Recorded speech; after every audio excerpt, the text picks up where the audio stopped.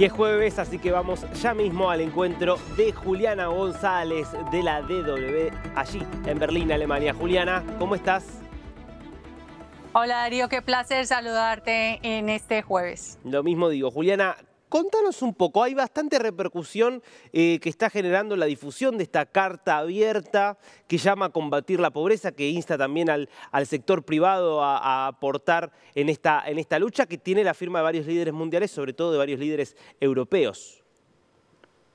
Así es, Darío, es que entre ellos está, por ejemplo, el canciller Olaf Scholz, y de Latinoamérica tenemos a Barbados, una primer ministra que ha sido, digamos, una de las grandes impulsoras en estas iniciativas para encontrar métodos de financiamiento alterno a los temas del cambio climático que afecta sobre todo a las islas, y también está Lula da Silva, y todo esto hay que ponerlo en el contexto actual, y ese contexto tiene que ver, Darío, precisamente con esa conferencia que se realiza este jueves y este viernes en la ciudad de París, una invitación de Macron, una invitación la participan varios líderes mundiales, donde se busca precisamente, y ese era el objetivo de esa carta, generar esa atención no solamente en lo que hacen los estados, que se han quedado cortos con el financiamiento y con los subsidios estatales, sino que es casi que una invitación directa, muy directa al sector público a que se involucre mucho más en todos estos procesos y no deje a ninguno,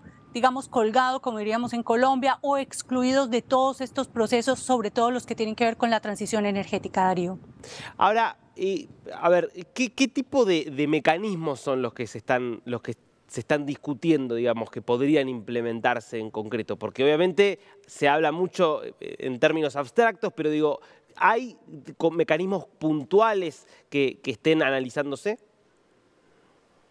Bueno, se sabe, por ejemplo, el monto, cifras, que lo que dice, por ejemplo, la Corporación Financiera Internacional, que es un organismo adscrito al Banco Mundial, al igual que la Agencia Internacional de Energía, es que hay que pasar de los más o menos 770.000 millones de dólares que se invierten hoy en esas energías verdes a casi 2,8 billones con B de dólares anuales. Esto solamente para todo el proceso de la transformación energética, y para eso se habla de la necesidad de que el sector privado también aporte.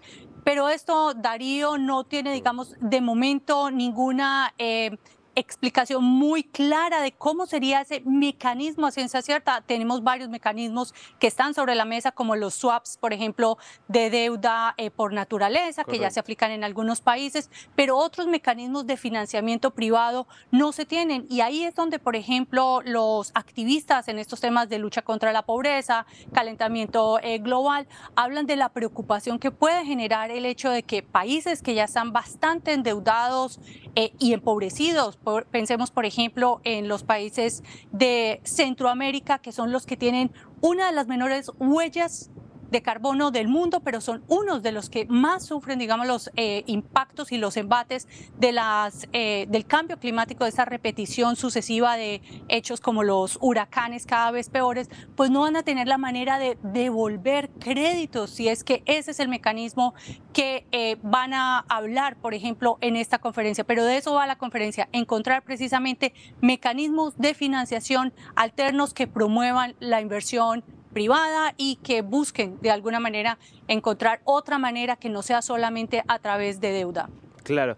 Bueno, ahí Argentina tiene toda una posición tomada, porque además es un país que hace un aporte neto positivo en términos de emisiones, porque es más lo que captura que lo que emite, y es un país, como sabemos, muy endeudado. Por eso viene reclamando desde hace tiempo que se incorporen, o que mejor dicho, que se vuelvan más masivos estos mecanismos de intercambio de deuda por aportes climáticos. ¿Cómo se plantea esto desde el gobierno alemán, que, como sabemos y siempre nos recordás, Juliana, tiene al Partido Verde en la coalición? Bueno, hay varias cosas. La primera es que Alemania es también uno de los principales donantes en todo este complejo aparato de Naciones Unidas y de todas sus organizaciones y organismos en temas, por ejemplo, como este del cambio climático, como el tema, por ejemplo, de reforestación. Ese es uno de los países que más aporta, incluso antes de que los verdes llegaran al poder. Y el hecho de que esta carta, uno de los signatarios sea Olaf Scholz, tiene que ver también con ese impulso que se le da desde la socialdemocracia de Olaf Scholz y desde el Partido Verde, que es con quien gobierna, del que es, por ejemplo, su ministra de Exteriores y su vicepresidente o vicecanciller, en este caso, le dan ese impulso a buscar esas maneras alternativas. Pero también hay que tener en cuenta que si bien Alemania es uno de los países que más aporta a todos estos fondos, Darío, también es uno de los países que peor huella climática o peor huella de carbono tiene en el mundo. El consumo, digamos, per cápita o la producción per cápita de CO2 en este país es infinitamente alta, tanto así que es uno de los 5 países más contaminantes del mundo. Bueno, Juliana, tema importante, seguiremos de cerca lo que ocurra obviamente con esta conferencia. Es importante que se siga discutiendo porque nada de lo que se haga termina siendo suficiente, todo es poco, así que cuanto más se discuta mejor. Gracias, Juliana. Un gusto, y ya veremos qué pasa de juntar esas 3 agendas, la de deuda, la de desarrollo económico y la del clima. Y hasta la próxima, Darío. Hasta la próxima.